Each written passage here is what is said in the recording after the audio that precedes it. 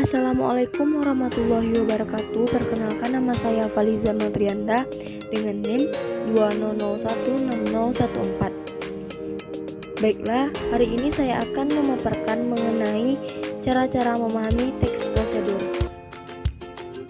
Konsep dasar teks prosedur. Setiap kita memahami suatu teks, paling tidak ada 5 hal yang sifatnya mendasar. Kelima hal tersebut adalah: yang pertama, apa fungsi komunikatif teks; yang kedua, di mana lokasi sosial teks; yang ketiga, apa unsur utama teks; yang keempat, bagaimana struktur teks; yang kelima, apa karakteristik penggunaan bahasa pada teks. Fungsi komunikatif teks prosedur.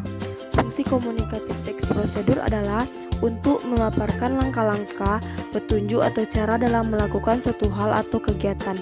Misalnya, penulis ingin memaparkan cara-cara bermain alat musik tradisional angklung atau cara-cara memasak ketupat. Tentu saja dalam melakukan kedua kegiatan hal tersebut perlu adanya prosedur atau cara yang tepat dan sesuai. Tidak hanya memperhatikan cara, namun juga perlu memperhatikan alat atau bahan yang diperlukan untuk melakukannya. Teks ini terdiri dari 3 jenis. Yang pertama, teks yang memuat cara menggunakan sebuah alat, benda, atau sejenisnya. Yang kedua, teks yang memuat cara melakukan sebuah aktivitas. Yang ketiga, teks yang berisi kebiasaan atau sifat tertentu. Adapun tujuannya untuk membantu seseorang memahami cara melakukan atau membuat sesuatu dengan tepat.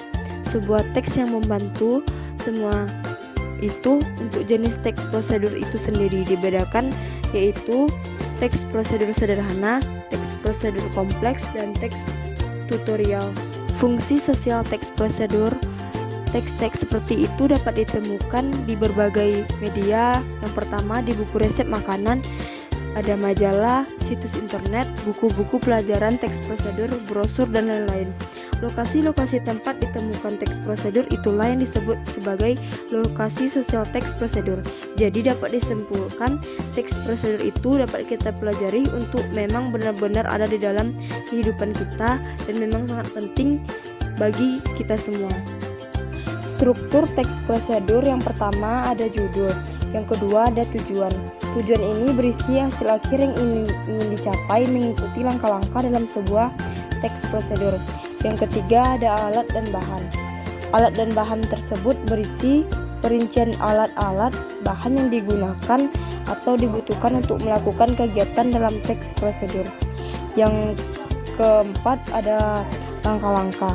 Langkah-langkah ini berupa perincian petunjuk yang disarankan kepada pembaca terkait dengan topik yang ditentukan.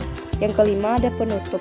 Penutup ini berisi penegasan ulang berupa harapan atau manfaat apabila petunjuk-petunjuk itu dijalankan dengan baik. Karakteristik penggunaan bahasa dalam teks prosedur. Yang pertama, banyak menggunakan kalimat perintah. Yang kedua, penggunaan kalimat larangan dan anjuran. Yang ketiga, berisi kalimat-kalimat panduan dan arahan. Yang keempat, banyak menggunakan kata kerja aktif, yaitu kata-kata seolah-olah dilakukan secara langsung oleh pembaca. Yang terakhir atau yang kelima, kalimat-kalimat dalam teks prosedur cenderung merupakan kalimat standar. Teknik memahami teks prosedur yaitu teknik membaca sekilas. Yang kedua, teknik membaca dengan mencermati kalimat pertama awal paragraf. Mereka itu saling berkaitan. Yang pertama, tidak memiliki waktu yang layak untuk membaca. Yang kedua, sudah memiliki pengetahuan minimal yang memadai berkaitan dengan topik yang diungkapkan dalam judul. Yang ketiga, bukan membaca teks sastra. Yang keempat, ingin melatih keterampilan membaca cepat. Teknik membaca terstruktur. Penerapan teknik membaca tersebut sangat berbeda dengan teknik membaca sekilas dan teknik membaca kalimat awal paragraf. Selain itu, memerlukan waktu lebih lama dibandingkan dengan penerapan dua teknik membaca sebelumnya. Teknik ini juga dapat diterapkan secara berkelompok. Baiklah, itulah hasil penjelasan dari saya tentang materi ajar memahami teks prosedur. Sekian dari saya. Wassalamualaikum warahmatullahi wabarakatuh.